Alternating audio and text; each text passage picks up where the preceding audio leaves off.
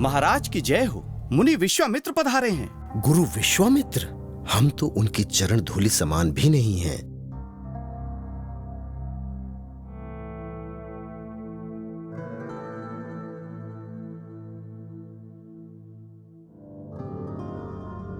उनसे महान ऋषि और कोई नहीं। हमें स्वयं चलकर उनका स्वागत करना चाहिए।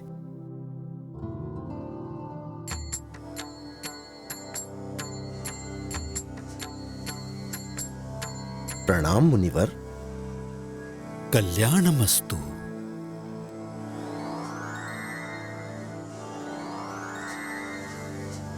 आयुष्मान भव। मुनिवर, हमारे समान आज कोई धन्य नहीं जो आप पधारे। ब्रह्मर्षि विश्वामित्र का आशीर्वाद लो पुत्रो। हमारे आश्रम पर राक्षसों का आतंक बहुत बढ़ गया है। वो हमारे यज्ञ और हवन ध्वस्त करते रहते हैं। उनका तो विनाश कर देना चाहिए। यही सोचकर मैं आपके पास आया हूं। आप श्री राम और लक्ष्मण को मुझे दे दीजिए। ये राक्षसों का संहार करेंगे।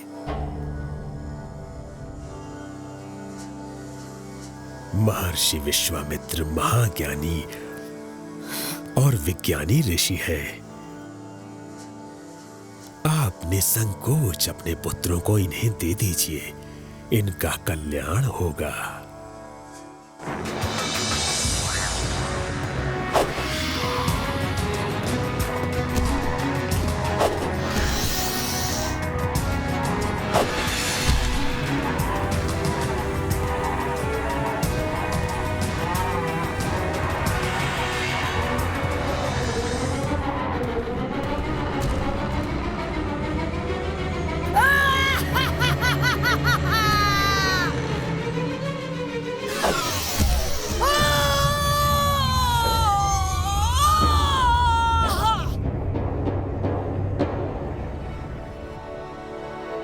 धन्य हो राम।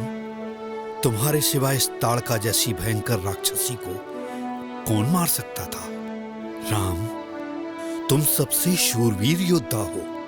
त्रिलोक के सबसे शक्तिशाली शत्रु को भी पराजित कर सकते हो। परंतु योद्धा कितना भी शक्तिशाली हो, अपने अंतर में छुपे हुए शत्रु पर जब तक विजय प्राप्त नहीं करता, उसके हार जाने की आशंका बनी रहती है। मैं समझा नहीं मुनिवर। राम, महाशक्तिशाली योद्धा भी, चाहे वो मनुष्य हो या राक्षस, भूख प्यास के आगे हथियार डाल देता है। मैं तुम्हें अपनी वो विद्याएं प्रदान करता हूं जिनके कारण तुम्हें रणभूमि में ना भूख लगेगी ना प्यास। इसके साथ मैं तुम्हें वो तेज भी प्रदान करता हूं जिसके कारण शत्रु भयभीत हो जाया करेंगे। धन्यवाद विप्रवर। शत्रु के मन में भय ही एक योद्धा की पहली विजय होती है।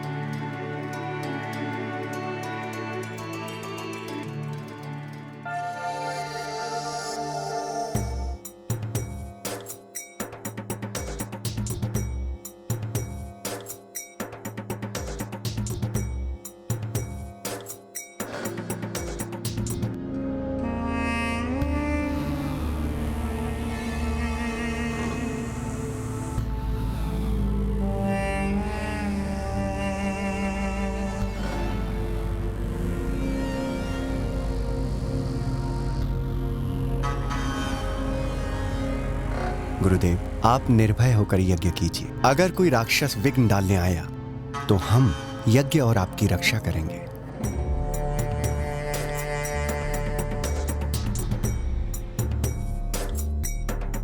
स्वाहा स्वाहा स्वाहा स्वाहा।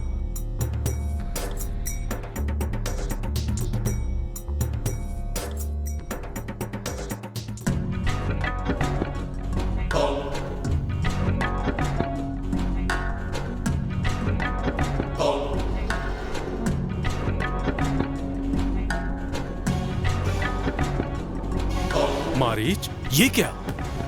हाँ सुबाहु, लगता है विश्वामित्र ने फिर यज्ञ शुरू कर दिया। ये अपना हट यूं नहीं छोड़ेगा। चलो।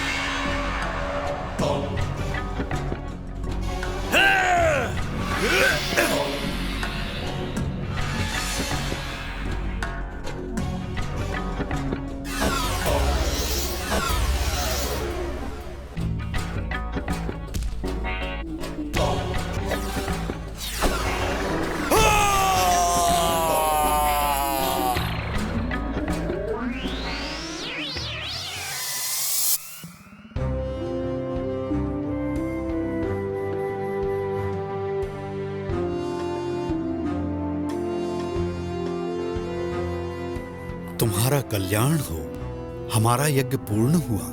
अर्थात हमारा कर्तव्य पूर्ण हुआ। नहीं, अभी नहीं। अभी एक और कार्य तुम्हारी प्रतीक्षा कर रहा है। अभी हमें जनकपुरी के लिए प्रस्थान करना है। राजा जनक अपनी पुत्री राजकुमारी सीता का स्वयंवर कर रहे हैं।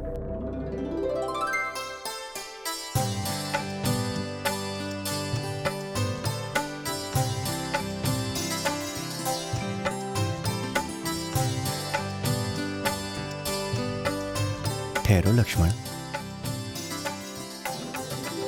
आज्ञा बिना फूल नहीं तोड़ना चाहिए।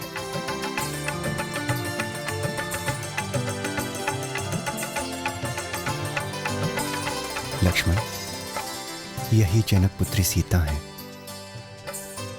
जिनके लिए धनुष यज्ञ का आयोजन हो रहा है।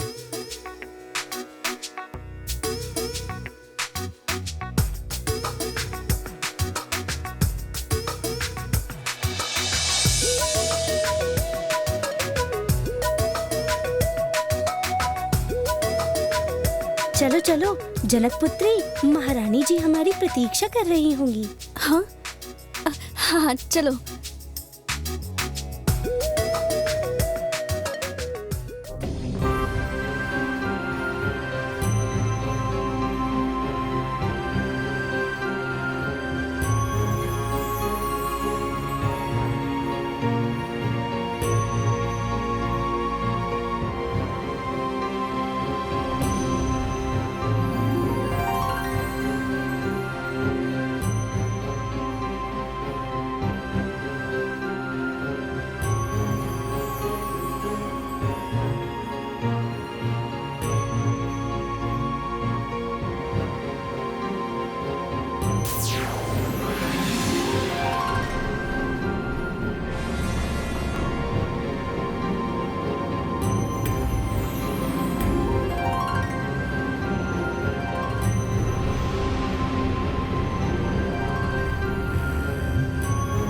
सुंदर, अति सुंदर।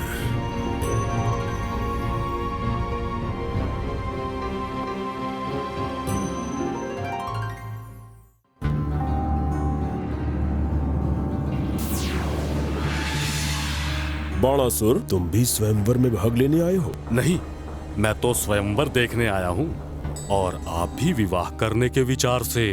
विचार तो नहीं था,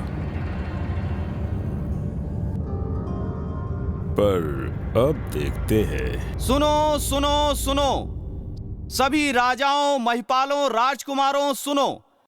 महाराज जनक जी ने प्रण किया है कि जो राजा या राजकुमार शिव जी के इस धनुष को तोड़ेगा, राजकुमारी सीता उसी के गले में जयमाल डालेंगी।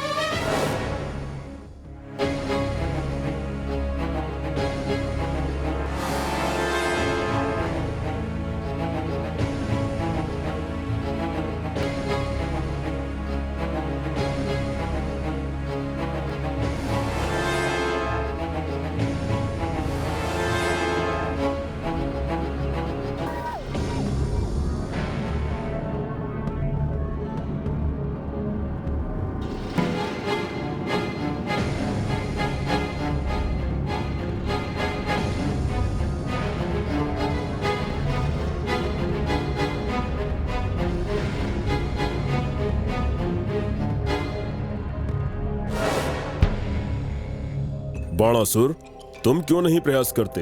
नहीं, ये हमारे गुरु शिव जी का धनुष है। हम गुरु की मर्यादा भंग नहीं कर सकते। आप तोड़िए। शिव जी तो मेरे भगवान हैं, मैं उनका धनुष कैसे तोड़ सकता हूं? सीता जैसी सुंदरी के लिए भी नहीं। बड़े ही दुख की बात है कि इस भरी सभा में एक भी वीर नहीं है। राम, उठो। जो आज्ञा गुरुदेव।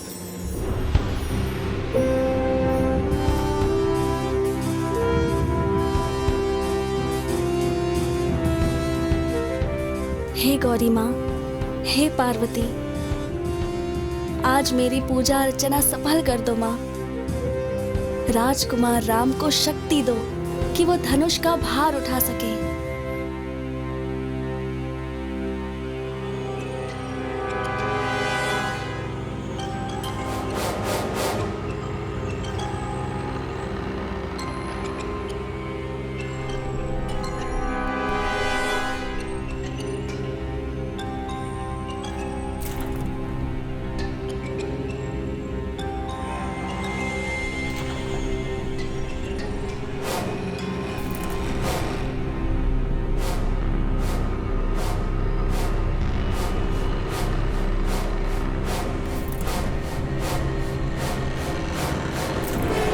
दशरथ नंदन रामचंद्र की जय।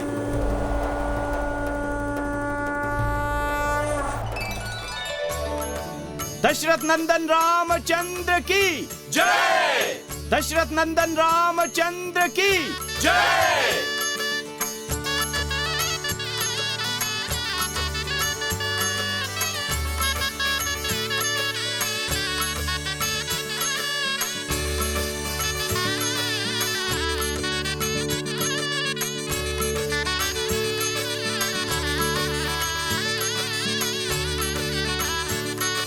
बोलो सियावर रामचंद्र की जय।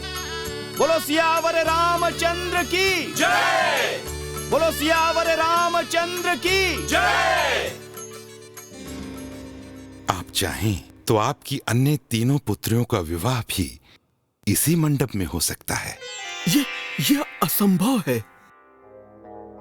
ये भला कैसे हो सकता है? जब राजकुमारी सीता का विवाह श्री राम से हो सकता है, तो फिर सीता की तीनों बहनों का विवाह राजकुमार राम के तीनों भाइयों से क्यों नहीं हो सकता? परंतु आपत्ति की कोई बात नहीं। राम के तीनों भाई लक्ष्मण, भरत और शत्रुघ्न राम की तरह ही वीर, सुशील और शिष्टाचारी हैं। उन चारों भाइयों में तो कोई दोष हो ही नहीं सकता। और आपकी चारों पुत्रियां भी गंगा की भांति पवित्र हैं। परंतु महाराज दशरथ एक ही कुल की 4 कन्याओं को स्वीकार करेंगे? क्यों स्वीकार नहीं करेंगे? वशिष्ठ जी के मुख से वास्तव में हमारे मन की बात निकली है। मेरा मन तो प्रसन्न हो गया। मेरी पुत्रियों का तो जीवन सफल हो जाएगा। ये सुंदरता तो देखो। अरे वाह, जैसे ये चारों भाई वैसे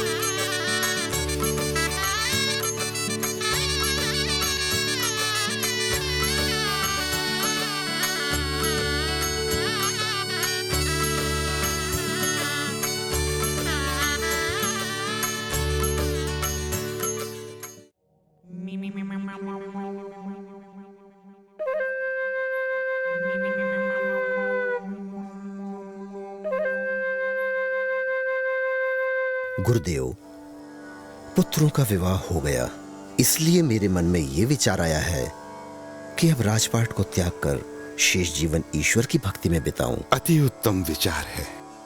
संतान जब अपने पैरों पर खड़ी हो जाती है, तो पिता को संसार से संन्यास लेकर भगवान से लौ लगा लेनी चाहिए। पर राजपाट किस पुत्र को सौंपेंगे? राम ज्येष्ठ पुत्र हैं, पहला अधिकार तो उनका ही है।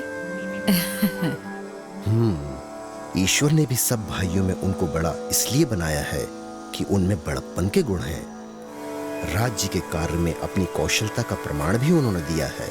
आपने ठीक कहा। श्री राम धर्म, कर्म और राजयोग में निपुण हैं। मेरा विश्वास ही नहीं, श्रद्धा है कि श्री राम रघुकुल के सबसे सफल राजा प्रमाणित होंगे। आप शीघ्र ही श्री राम को अयोध्या का राजा बनाने के लिए राज्याभिषेक के आयोजन का प्रारंभ करें। जो आज्ञा गुरुदेव।